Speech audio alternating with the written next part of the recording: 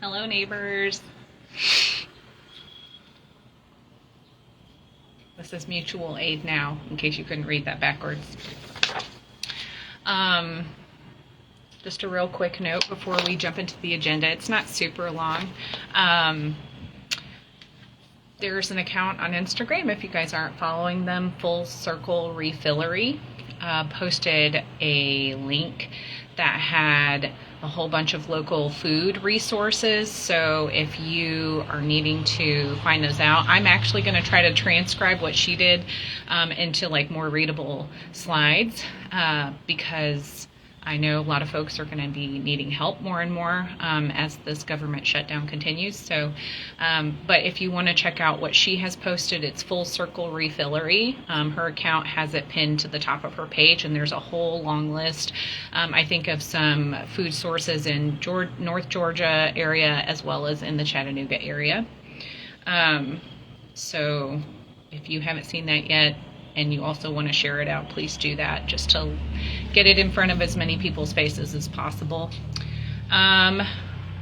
So the only item that we've got on our agenda tomorrow that's not in the meeting is a briefing from our police department.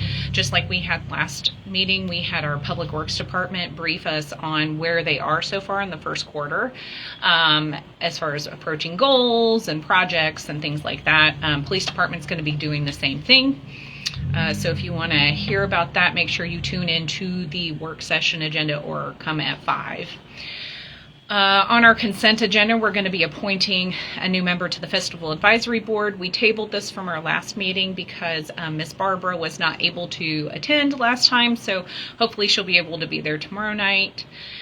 That's item 2. Item 3 is approve and adopt the Municipal Supervisor Responsibilities policy. This is a policy that is new, as you guys know and have heard me talk about ad nauseum. We've never had an HR person, a designated certified HR person, working in Red Bank until Holly and I and Pete got elected back in 2020. So she's been working on kind of like implementing those really housekeeping policies that we should have in place that we just have never had in place to help guide our supervisors, give them parameters, to help them work off of, and also, for accountability purposes, but also just as a human resources housekeeping thing. So we'll be looking at that tomorrow. It's not long. If you want to look at it, it is uploaded into the work session packet.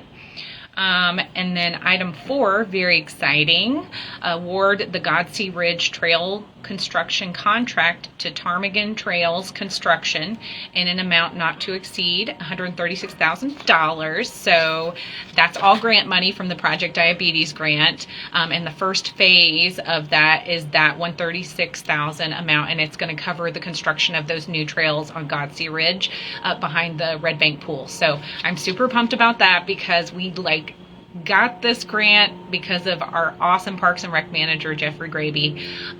And then, it took a few weeks for them to send the final packet, but then boom, it's happening. So the construction is going to happen this year. It is going to be separated out into 3 phases, but the actual trails are going to be developed this year and they'll be usable, hopefully by the end of this fiscal year. But in any case, yay, so exciting. So we'll be awarding that contract. I think they said they got 4 bids. 3 of them conformed to the criteria, and Ptarmigan Trails Construction had the best application at the end of the day. All right, items 5 and 6. So item 5 is first quarter budget amendments. In the past, what our former CFO did with budget amendments was when we had an unexpected expenditure, an unplanned expenditure, he would just wait until the end of the year and we would do all of them at once. Our new CFO wants to do them quarterly, so we can keep up with it better. And also, especially because of what's just happened with the property assessor's office messing up our tax rate, shorting us on some anticipated tax revenues this year, we're going to have to do some belt tightening. So just trying to keep up with those expenditures more closely and more frequently throughout the year. So the first quarter budget amendments, there's a few. I'm going to go over those real quick. So, sorry guys, you can't read those, but it is uploaded into the regular agenda meeting packet because this is the actual ordinance that we're going to be voting on for the budget amendments. So there was a almost $16,000 expenditure for a certified plan review for the Save-A-Lot property. This was actually budgeted for in fiscal year 24, but they've kind of been behind on all of their stuff. So this was budgeted for in years past, like 2 years ago, and it was just spent this year. So it's an unbudgeted expenditure, even though we did budget for it in the past and those funds just kept rolling over. We had to do a yellow book appraisal of the former Red Bank Middle School property. That was $9,000. That was previously appropriated in fiscal year 25. We had to do appraisals for those Goodson Avenue parcels. There were 2 of those that are city owned. We still own them. It was $1,500 for that. We had to do that before putting out an RFP to try to sell those. So that was unanticipated. I think we just didn't know how long that process was going to take. So there was a almost $5,000 unexpected expenditure for property insurance for this year, for fiscal year 26. It was just more than we had anticipated that cost being. There's the Urban SDK Analytical Services. It's about $15,000 between Public Works and our police department. They're splitting that cost. Those are those like data analytical services that they're going to be using for like speed enforcement and like for roadway safety improvements, figuring out where there are the most problems using that data. So that service was not budgeted for. So they're paying that out of their Public Works and Police Department funds. The police department had an emergency replacement of an HVAC unit that was $11,600.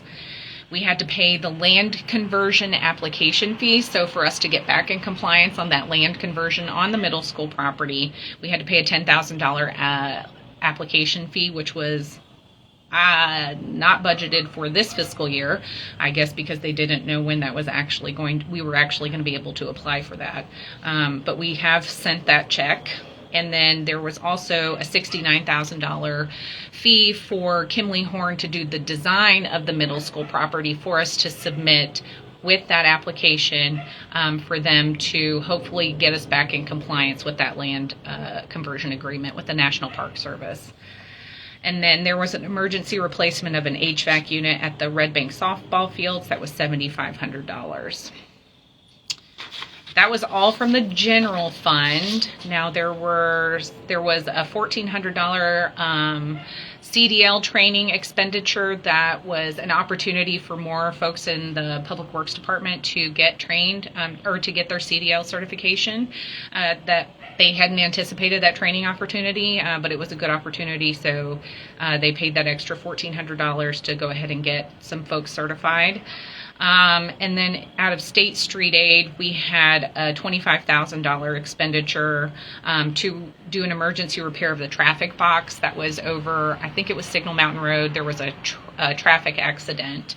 But that $25,000 we will be recouping eventually from the insurance company, but we still have to note it as an unbudgeted or unanticipated expenditure.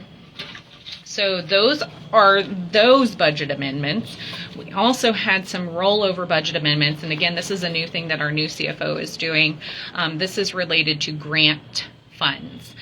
So when we have grant funds that don't all get expended in that fiscal year, we have to roll those over just so we can keep track of where they are. So we have a HIDA grant that we get every year. It's a high intensity drug traffic area grant. And then there's a Tennessee Highway Safety Office grant that's for like distracted driving, overtime, things like that. That was $81,000 in grant funds. And then we also have grant funds from TDOT for the Dayton Boulevard resurfacing projects, Low Water Bridge, and then the ADA upgrades. So again, just because those grant funds are rolling over because some of those projects just get pushed out, we're just trying to keep track of those year over year. And that's our CFO Pickle who is doing that, so yay! Which we are just going to have to keep track of everything, apparently even jobs of other people, like our certified tax rate That was supposed to be done by the property assessor's office properly, but that will now be on us to make sure that we're making sure that calculation is correct moving forward. And then item 7, we have 2 public hearings tomorrow. The first public hearing is regarding updating our flood ordinance, our flood damage ordinance, and it's because FEMA just updated our flood maps, or everybody's flood maps, earlier this year. So we're just incorporating those updated flood maps into that ordinance around flood damage. And that also keeps us eligible for the National Flood Insurance Program that keeps flood insurance costs lower. If you live in the flood zone, you have to pay flood insurance. If we aren't participating in the National Flood Insurance Program, your flood insurance rates go through the roof. So that's what we're doing. And then the second public hearing is for the second and final reading of the chicken ordinance, where we're increasing chickens from 4 to 8. So we already voted on that once. It passed unanimously, 5-0. We'll be voting on it again tomorrow after we have our public hearing. And that's it.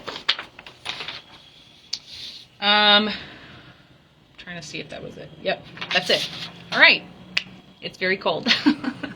I'm going to have to move into my basement soon, so we'll have basement porch talks very soon.